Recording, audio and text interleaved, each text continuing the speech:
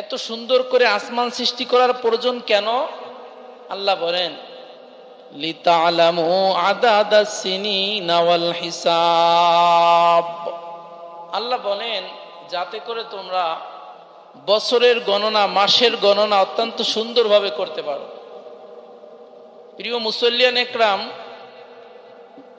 এই যে ঘড়ি বলেন, মোবাইল বলেন, এই যে প্রযুক্তি, এর আবিষ্কার তো মাত্র হয়েছে,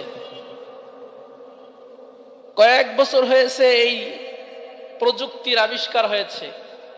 কিন্তু যখন কোনো প্রযুক্তি ছিল না, যখন কোনো মোবাইল ছিল না, যখন কোনো ঘড়ি ছিল না, তখন মানুষ সময় নির্ধারণ কিভাবে করতেন? চাঁদের দিকে তাকিয়ে না? আল্লাহ বলেন লিতাআলামু আদাদাস সিনিনা ওয়াল হিসাব। আল্লাহ বলেন যখন ঘড়ির কোনো ব্যবস্থা ছিল না, যখন প্রযুক্তির কোনো ব্যবস্থা ছিল না, তামাম দুনিয়ার মানুষের জন্য বছর নির্ধারণের জন্য, মাস নির্ধারণের জন্য, মাসের তারিখ নির্ধারণের জন্য আমি আল্লাহ অত্যন্ত সুন্দরভাবে আসমানকে সাজিয়েছি। আসমানের দিকে যদি বান্দা তাকায় তাহলে বছরের হিসাব করতে পারবে, মাসের হিসাব করতে পারবে, দিনের হিসাব করতে পারবে, সময়ের হিসাব করতে পারবে। তো এই যে সুন্দর আসমান, এই জমিন, এই আসমানকে মূলত আল্লাহ সৃষ্টি করেছেন সময় নির্ধারণের জন্য। আরবি মাস হিসেবে 12টি মাস। অন্যান্য মাসের কথা কিন্তু কোরআনে নাই, আরবি মাসের কথা কোরআনে আছে। আরবি মাস হিসেবে মাস হচ্ছে 12টি। আল্লাহ বলেন ইন্না ইদ্দাতাশ শুহুরি ইনদাল্লাহ 12 শাহরান ফি কিতাবিল্লাহ। আল্লাহ বলেন আমার কিতাব অনুযায়ী আরবি মাসের সংখ্যা হচ্ছে 12টি। মিনহা আরবাতুন হুরুম। আল্লাহ বলেন আরবি মাস হিসেবে মাস হচ্ছে 12টি। এই 12 মাসের ভিতরে 4টা মাস খুবই সম্মানিত।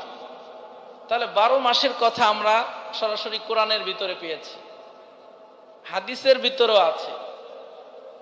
আল্লাহর নবী বলেন ক্বালা রাসূলুল্লাহ সাল্লাল্লাহু আলাইহি ওয়াসাল্লাম আলা ওয়া ইন্নাজ জামানা কদ ইস্তাদারাকা হাইয়াতিহি ইয়াউমা খালাকাল্লাহুস সামাওয়াতি ওয়াল আরদা মিনহা আরবাতুন হুরুম।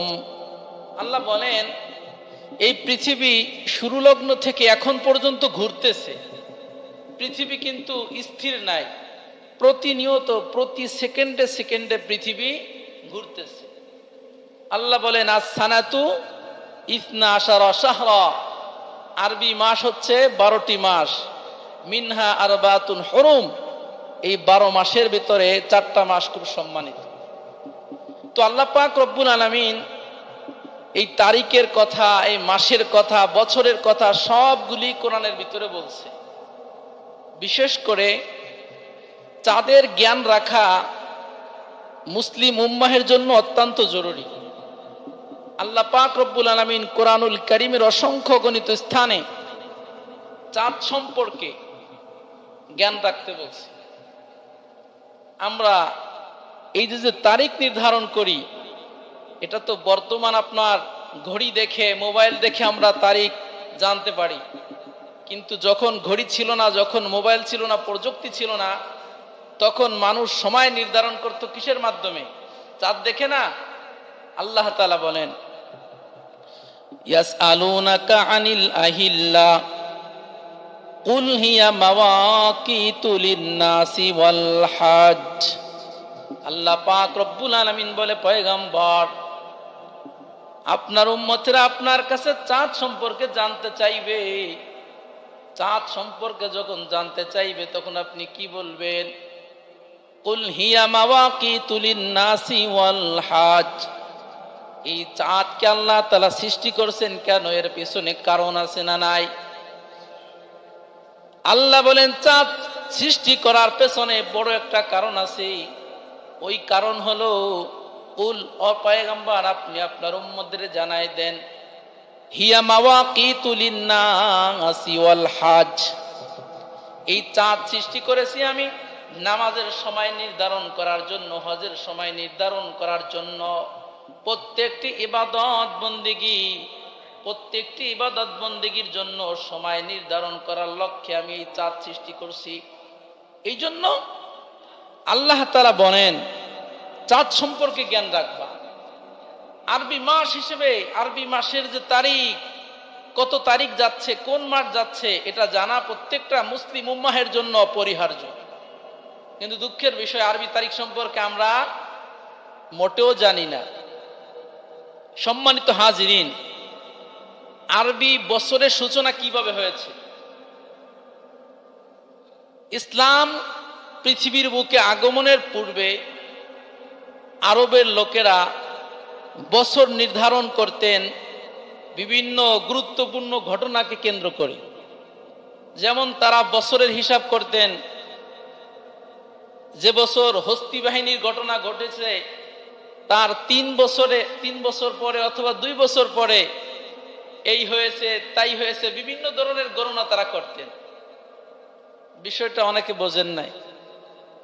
আমাদের মুরব্বীদের কাছে যদি আমরা জিজ্ঞাসা করি, বাবা আমার বয়স কত, তো আগের জামানার মুরব্বিয়ান একরাম বলতে পারে না যে তোমার বয়স কত। এটা কিন্তু অনেক মুরব্বী বলতে পারে না, কিন্তু কি বলতে পারে যে অমুক ঘটনা, স্বাধীনতার ঘটনা যখন ঘটেছে তার 3 বছর পরে তুমি জন্মগ্রহণ করছো, অথবা অমুক বড় ঘটনাটা যখন ঘটেছে তার কয়েক বছর পরে তুমি জন্মগ্রহণ করছো। এই রকমের ধারণা আপনাকে আমাকে দেয় কি দেয় না? কিন্তু কোন বছরে জন্মগ্রহণ করছে এটা কিন্তু অনেক মা বাবা বলতে পারে না। তো সৌদির ভিতরে আরবের জমিনেও এরকমের সিস্টেম ছিল যে সঠিক তারিখ, সঠিক বছর এটা কেউই বলতে পারতো না। সবাই বলতো যে অমুক ঘটনা যখন ঘটেছে তার 2 বছর পরে অথবা 5 বছর পরে আমি এই করেছি সেই করেছি, এরকম বলতো। কিন্তু হযরতে ওমরে ফারুক রাদিয়াল্লাহু তাআলা আনহুর নাম আপনারা অনেকে শুনছেন। ওমরে ফারুক রাদিয়াল্লাহু তাআলা আনহুর জামানায় 17 হিজরিতে অনেকগুলা বিপদের সম্মুখীন সাহাবায়ে কেরাম হতেছিলেন। যেমন ওমরে ফারুক রাদিয়াল্লাহু তাআলা আনহুর কাছে একটা বিচার আসছে। এই বিচারের ভিতরে 2 ব্যক্তি লেনদেন করেছে শাবান মাসে। ওমরে ফারুক রাদিয়াল্লাহু তাআলা আনহু জিজ্ঞাসা করলেন, তোমরা যে লেনদেন করেছো তোমাদের কাছে কি কোনো দলিল প্রমাণ আছে? তো তারা বলতেছিল, আমিরুল মুমিনিন অবশ্যই দলিল প্রমাণ আছে। ওমরে ফারুক রাদিয়াল্লাহু তাআলা আনহু ওই দলিল প্রমাণ দেখলেন যে তার ভিতরে লেখা আছে শাবান মাসে এত টাকা পরিশোধ করে দিতে হবে। কি লেখা আছে? শাবান মাসের কথা আছে। এখন কোন বছরের শাবান মাস এটা তো লেখা নাই। কোন বছরের শাবান মাস এটা তো লেখা নাই, শুধু লেখা আছে শাবান মাস। এখন ওমর রাদিয়াল্লাহু তাআলা আনহু বলেন, আমি কি বিচার করব? এখানে তো সাল, কত সালের কোন সালের শাবান মাস এটা তো উল্লেখ নাই, তো বিচার আমি কিভাবে করব? বিপদে পড়ে গেছেন। এই ঘটনার কয়েক বছর পরে আবু মুসা আশআরী রাদিয়াল্লাহু তাআলা আনহুকে ওমরে ফারুক রাদিয়াল্লাহু তাআলা আনহু বসরার গভর্নর হিসেবে নির্ধারণ করলেন। বিভিন্ন সময় আবু মুসা আশআরীর কাছে খলিফাতুল মুসলিমিন হযরত ওমরে ফারুক রাদিয়াল্লাহু তাআলা আনহু চিঠি লেখেন, চিঠি। কিন্তু চিঠির ভিতর কোনো দিন তারিখ, বছর, কোনো সাল উল্লেখ নাই। আবু মুসা আশআরী একদিন বললেন, খলিফাতুল মুসলিমিন আপনি প্রতি বছর আমার কাছে বিভিন্ন রকমের চিঠি লেখেন, কিন্তু চিঠির ভিতরে কোনো তারিখ নাই, কোনো বার নাই, কোনো বছর নাই, কোনো সন নাই, তো এটা আমি কিভাবে বুঝবো কোন তারিখের চিঠি? ওমর রাদিয়াল্লাহু তাআলা আনহু তখন চিন্তিত হয়ে গেলেন যে একটা সাল, আরবি সাল, একটা আরবি সন, এটা তো অবশ্যই নির্ধারণ করা দরকার। সাহাবায়ে কেরামকে বললেন, ও প্রাণের সাহাবায়ে কেরাম, আপনারা সকলে পরামর্শ দেন, আমরা একটা আরবি সন, একটা আরবি সাল নির্ধারণ করতে চাই। তো সাহাবায়ে কেরাম বিভিন্ন জনে বিভিন্ন রকমের পরামর্শ দিলেন। কেউ পরামর্শ দিলেন আল্লাহর নবী যে বছর জন্মগ্রহণ করেছেন ওই বছর থেকে আরবি বছরের সূচনা হবে। আবার কোন কোন সাহাবায়ে কেরাম পরামর্শ দিলেন আল্লাহর রাসূল যেই বছর দুনিয়া থেকে চলে গিয়েছেন ওই বছর থেকে আরবি বছরের সূচনা হবে। ওমর হযরতে আলী রাদিয়াল্লাহু তাআলা আনহুকে জিজ্ঞাসা করা হলো, আপনি কি পরামর্শ দেন? আলী রাদিয়াল্লাহু তাআলা আনহু বললেন, আল্লাহর নবী সাল্লাল্লাহু আলাইহি ওয়াসাল্লাম যে বছর মক্কা থেকে মদিনায় হিজরত করে গিয়েছেন ওই বছর থেকে আরবি সন আরবি সালের সূচনা হওয়া দরকার। সুবহানাল্লাহ। হযরতে ওমর ফারুক রাদিয়াল্লাহু তাআলা আনহু সব সাহাবায়ে কেরামের পরামর্শ শুনলেন। পরামর্শ শোনার পর খলিফাতুল মুসলিমিন হযরতে ওমর ফারুক রাদিয়াল্লাহু তাআলা আনহু বললেন, আমার কাছে হযরতে আলী রাদিয়াল্লাহু তাআলা আনহুর মতামতটা খুব পছন্দ হয়েছে। যেহেতু আল্লাহর নবী মক্কা ছেড়ে মদিনায় হিজরত করে গিয়েছেন, অসংখ্য গণিত সাহাবায়ে কেরাম নিজের মাতৃভূমি ছেড়ে দিয়েছে, এই স্মৃতি ধরে রাখার জন্য মক্কা থেকে মদিনায় আল্লাহর নবী যে বছর থেকে হিজরত করেছেন ওই বছর থেকে আরবি সাল নির্ধারণ করা দরকার, ওই বছর থেকে আরবি বছরের সূচনা হওয়া দরকার। সুবহানাল্লাহ। তো হযরত ওমর ফারুক রাদিয়াল্লাহু তাআলা আনহু উপস্থিত সমস্ত সাহাবায়ে কেরামের পরামর্শে নির্ধারণ করলেন যে আরবি বছরের সূচনা হবে হিজরি সন। আরবি বছরের নাম হচ্ছে কি? হিজরি সন। হিজরি সনের সূচনা হবে আল্লাহর নবী মক্কা থেকে মদিনায় যে হিজরত করেছেন সেখান থেকে শুরু হবে হিজরি সন। প্রাণের ভাইয়ের আমার, সেই ধারাবাহিকতায় আল্লাহর নবী মক্কা থেকে মদিনায় হিজরত করে গিয়েছিলেন 1446 বছর। কয় বছর পার হয়ে গেছে? সেই হিসাবে 1446 বছর পার হয়ে গেছে। 1446 বছর পার হয়ে আজকের দিন 1447 সনে আমরা পদার্পণ করছি। তার মানে হলো আরবি সাল অনুযায়ী আজকের থেকে বছরের সূচনা হয়েছে। এটা কিন্তু আমরা অনেকে জানি না। যদি ইংরেজি বছর শুরু হতো, ইংরেজি নববর্ষ হতো, যুবকদের লাফালাফি শেষ ছিল না। যদি বাংলা সন হতো তাতেও কিছু যুবক লাফালাফি করত। কিন্তু দুঃখের বিষয় আমরা মুসলমান, আরবি সালের সূচনা হয়েছে অথচ আমরা অনেকে জানি না যে আজকে আরবি বছরের সূচনা হয়েছে। তাহলে আমরা ইসলাম সম্পর্কে কতটা অজ্ঞ।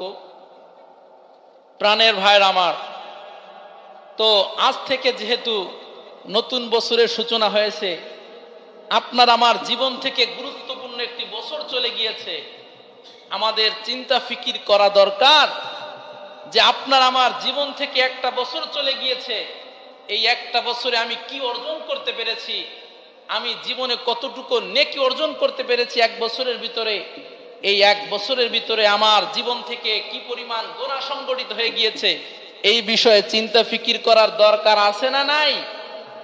আল্লাহর নবী বলেন, ক্বালা রাসূলুল্লাহ সাল্লাল্লাহু আলাইহি ওয়াসাল্লাম, আল কাইয়িসু মান দানা নাফসাহু ওয়া আমিলা লিমা বাদাল মাউত। আল্লাহর নবী বলেন, সাহাবীরা, বুদ্ধিমান হলো ওই ব্যক্তি যেই ব্যক্তি নিজের জীবনের হিসাব করে, জীবনে কয়টা গুনাহ করলাম, জীবনে কয়টা নেকির কাজ করার সুযোগ পাইলাম। পয়গম্বর বলে যেই ব্যক্তি নিজের জীবনের হিসাব করে ওই ব্যক্তি বুদ্ধিমান। আমরা অনেকে নিজের জীবনের হিসাব করতে চাই না। আমার জীবন থেকে যে একটি বছর চলে গেল, একটা বছর কিভাবে কেটে গেল, একটা বছরে কি পরিমাণ নেকি অর্জন করার সুযোগ পেলাম, কি পরিমাণ গুনাহ হলো, এই ফিকির অনেকেই করার সুযোগ পায় না। আল্লাহর নবী বলেন, আরে বুদ্ধিমান তো সে, আল কাইয়িসু মান, বুদ্ধিমান তো সে, মান দানা নাফসাহু, যে ব্যক্তি নিজের নফসের হিসাব করে যে আমার জীবনে কি পরিমাণ গুনাহ হয়েছে, কি পরিমাণ নেকি হয়েছে, এই হিসাব করে।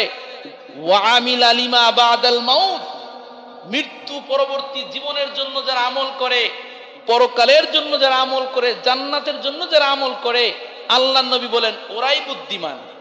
আর নির্বোধকে পাশাপাশি আল্লাহ নবী বলে দিলেন ওয়াল আজিজু মান ইত্তাবা নাফসাহু হাওয়াহা ওয়া তামান্না আলাল্লাহ।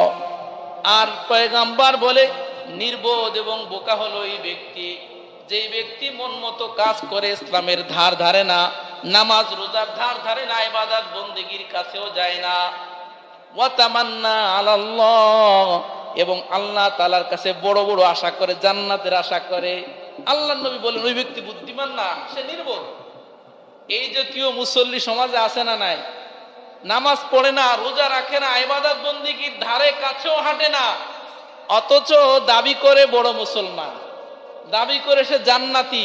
আছে না নাই? আল্লাহ নবী বলেন ও নির্বোধ, ও বোকা, ও চালাক না।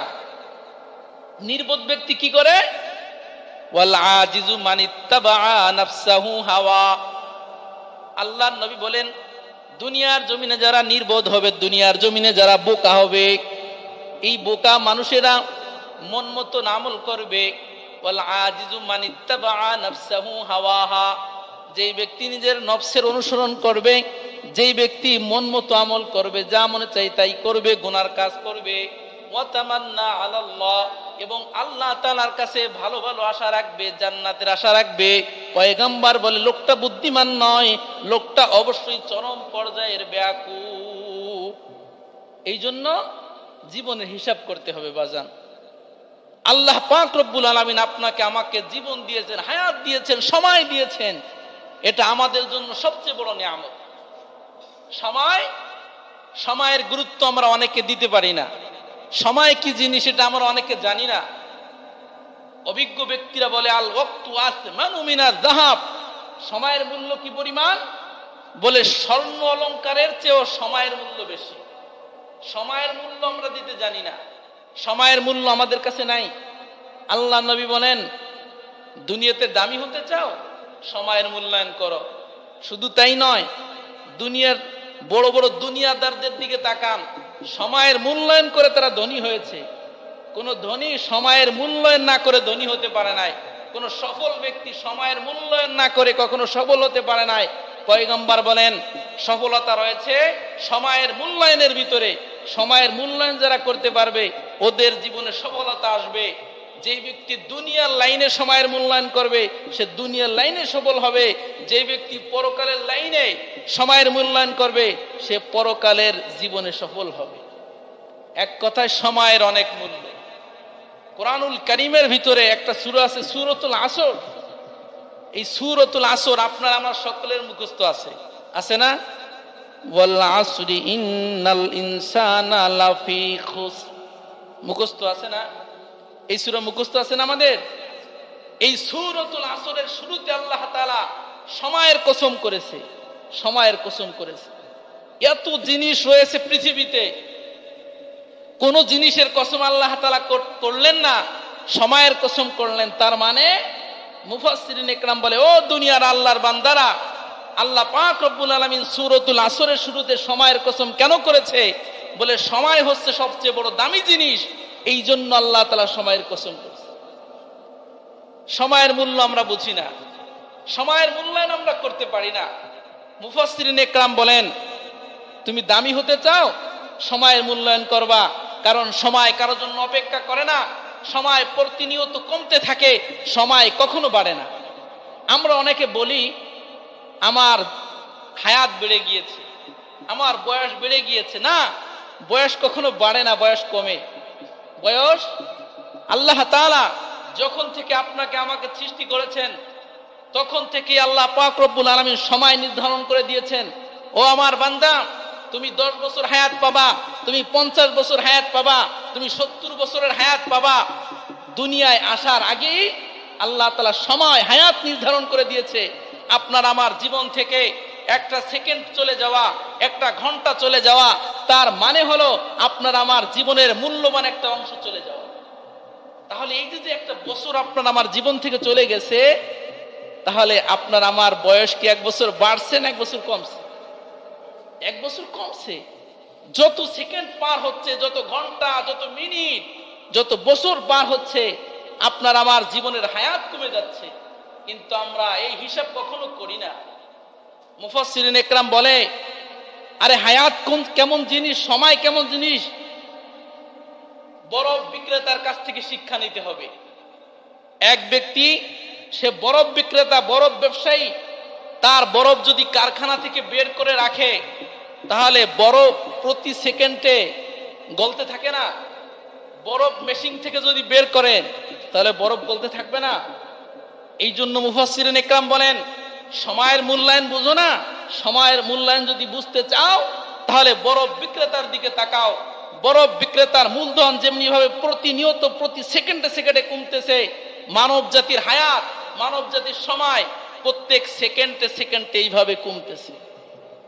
এই জন্য মুফাসসিরিন ইকরাম বলে, ইরহামু মাইয়াদুবু রাসু মালিহি, ওই ব্যক্তির দিকে তাকাও যার মূলধন প্রতিনিয়ত কমতেছে।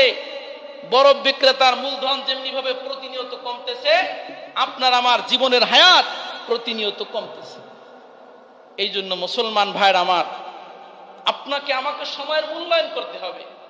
সময়ের মূল্যায়ন ছাড়া আপনি আমি দামি হতে পারবো না। আল্লাহ পাক রব্বুল আলামিন কালামুল্লাহর ভিতরে বলেন, ইয়া আইয়ুহান নাসুত্তাকু, ইয়া আইয়ুহান নাসুত্তাকু ওয়াল তানজুর নাফসুম মা কদ্দামাত লিগাদিন ওয়াত্তাকুল্লাহ। আল্লাহ বলে, বান্দারে আমাকে ভয় করো, ওয়াল তানজুর নাফসুম মা কদ্দামাত লিগাদিন ওয়াত্তাকুল্লাহ। পরকালের জন্য কি আমল করেছো, কি প্রস্তুতি গ্রহণ করেছো, ওই দিকে তাকাও। শুধু দুনিয়ার দিকে তাকাইলে হবে না রে মুমিন, দুনিয়ার দিকে তাকাইলে তুমি সফল কাম হতে পারবা না। পরকালের জন্য কতটুকু আমল করতে পেরেছো, পরকালের প্রস্তুতি কি পরিমাণ নিতে পেরেছো, ওই দিকে তাকাও। ওয়াল তানজুর, ওই দিকে তাকাও। আমরা তো শুধু দুনিয়ার দিকে তাকাই। দুনিয়ার সফলতা কোন দিকে আছে? দুনিয়ার সফলতা যেখানে গেলে পাওয়া যায় আমরা সেখানেই ছুটি, পরকালের সফলতার পিছে আমরা ছুটি না। আল্লাহ পাক রব্বুল আলামিন বলে, বান্দা ওয়াল তানজুর নাফসুম মা কদ্দামাত লিগাদি ওয়াত্তাকুল্লাহ, পরকালের জন্য কি আমল করেছো, কি প্রস্তুতি গ্রহণ করেছো, ওই দিকে তাকাও, ওই হিসাব সবসময় গ্রহণ করো। এই জন্য আপনার আমার নবী রাসূল আকরাম সাল্লাল্লাহু আলাইহি ওয়াসাল্লাম সাহাবায়ে কেরামকে 5টা নসিহত করতেন। কয়টা নসিহত? 5টা। আমরা মানতে পারবো তো? আল্লাহর নবী সাহাবায়ে কেরামদের বলতেন, ও প্রাণের সাহাবীরা, ইগতানিম খামসান ক্বাবলা খামসিন। ও সাহাবায়ে কেরাম, যদি জীবনে সফলতা অর্জন করতে চাও তাহলে 5টি সময় আসার পূর্বে 5টি সময়ের মূল্যায়ন করো। কয়টা সময়? 5টি সময় আসার পূর্বে 5টি সময়ের মূল্যায়ন যারা করবে, আল্লাহ নবী বলেন ওরা দুনিয়ার জমিনেও সফল, ওরা পরকালেও সফল। এই 5টি বিষয় কি? আল্লাহ নবী বলেন, 1 নাম্বার, শাবাবাকা ক্বাবলা হারামিক। সর্বপ্রথম আল্লাহ তাআলা যুবকদের ধরছে। আল্লাহ বলেন বৃদ্ধ পরে, আল্লাহ নবী বলেন বিরুদ্ধদের হিসাব পরে, আগে যুবকদের হিসাব। শাবাবাকা ক্বাবলা হারামিক। আল্লাহ নবী বলেন, ও যুবক বন্ধুরা, তুমি তোমার যৌবনকালের মূল্যায়ন করো। আজকে তোমার যৌবনকাল আছে, যৌবনের শক্তি আছে, তোমার দেহের ভিতরে শক্তি আছে, যা মনে চাই তা করতে পারো। অন্যায় কাজ তোমার সামনে বাঁধলে অন্যায় কাজ একাধারে করে যাও। এই শক্তি কিন্তু সবসময় থাকবে না। আমি রব্বুল আলামিন তোমাকে যৌবনকাল দিয়েছি, এই যৌবনকাল সারা জীবন থাকবে না। এই যৌবনকাল থাকতে যৌবনকালের মূল্যায়ন করো, কারণ যৌবনকালের সময় আল্লাহ তাআলার কাছে সবচেয়ে প্রিয়। একটা মানুষের জীবনে বিভিন্ন কাল থাকে, শিশুকাল থাকে, শৈশবকাল থাকে, বৃদ্ধকাল থাকে। আল্লাহ নবী বলেন শ্রেষ্ঠ হচ্ছে যৌবনকাল। যৌবনকালের ইবাদত আল্লাহ তাআলার কাছে বেশি প্রিয়। হাদিসের ভিতরে আসছে, কিয়ামতের কঠিন ময়দানে 7 শ্রেণীর মানুষকে আল্লাহ তাআলা ডেকে আরশের নিচে ছায়া দিবে। তার ভিতরে 1 শ্রেণীর মানুষ থাকবে, আল্লাহ নবী বলেন, ওয়া শাবুন নাশাফি ইবাদাতি রাব্বিহি, যে সকল যুবক যুবতী তাদের যৌবনকালকে মূল্যায়ন করে, যৌবনকালে ইবাদত বন্দেগী করেছে, আল্লাহ পাক রব্বুল আলামিন কিয়ামতের কঠিন ময়দানে তাদেরকে ডেকে আরশের নিচে ছায়া দেবে। চিল্লায়ে বলেন সুবহানাল্লাহ। তাহলে যৌবনকালের মূল্য আছে না? আল্লাহ নবী বলেন যৌবনকাল চলে যাওয়ার আগে মূল্যায়ন করো, যৌবনকাল চলে গেলে মূল্যায়ন করলে কাজ হবে না। কিয়ামতের কঠিন ময়দানে আল্লাহ তাআলা 5টি প্রশ্ন করবেন। ওই 5টি প্রশ্নের জবাব না দিয়ে আদম সন্তান এক চুল পরিমাণ সামনের দিকে আগাইতেও পারবে না, পেছনের দিকে পিছাইতেও পারবে না। আল্লাহর নবী বলেন, ক্বালা রাসূলুল্লাহ সাল্লাল্লাহু আলাইহি ওয়াসাল্লাম, লা তাজুলু কদম ইবনি আদম ইয়াউমাল কিয়ামা হাত্তা ইউসআল আন খামস। আল্লাহর নবী বলেন, কিয়ামতের ময়দানে যে 5টি প্রশ্ন করা হবে প্রত্যেকটি মানুষকে, তার ভিতরে একটা প্রশ্ন থাকবে, ওয়ান শাবাবিহি ফিমা আবলা। আল্লাহ বলবেন, ও আমার বান্দা, আমি তোমাকে 60 বছর 50 বছর 70 বছর হায়াত দিয়েছি, আমি তোমার কাছে কোনো কিছুর হিসাব চাই না, আমি শুধু হিসাব চাই তোমার যৌবনকালের হিসাব দিয়ে তুমি সামনের দিকে আগাও। প্রিয় মুসল্লিয়ান একরাম, পারবো কি আপনি আমি যৌবনকালের মূল্যায়ন করতে? ওই দিন হিসাব দিতে পারবো? হুজুরের সামনে ডাক দেন, হুজুর আসেন।